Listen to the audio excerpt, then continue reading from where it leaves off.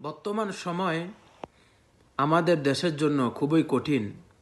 দ্রব্যমূল্য বৃদ্ধি, মানুষের আয় কমে যাওয়া, সব মিলিয়ে সাধারণ মানুষ চরম কষ্টে আছে।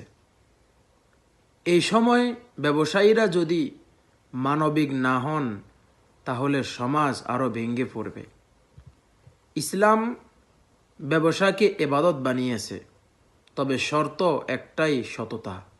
রাসূলুল্লাহ সাল্লাল্লাহু আলাইহি ওয়াসাল্লাম বলেন, সৎ ও আমানতদার ব্যবসায়ী কিয়ামতের দিন নবী, সিদ্দিক ও শহীদের সাথে থাকবে। সুবহানাল্লাহ।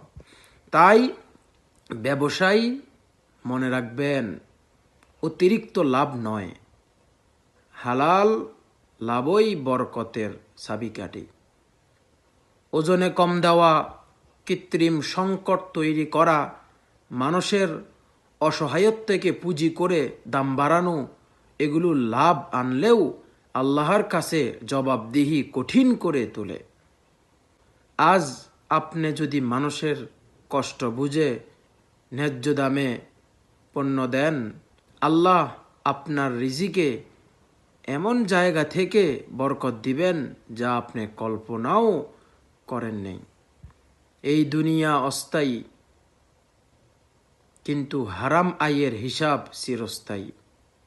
আসুন, কঠিন এই সময়ে আমরা ব্যবসায়ীকে বানাই মানবতার সেবা, আর আল্লাহর সন্তুষ্টিকেই বানাই আমাদের আসল লাভ।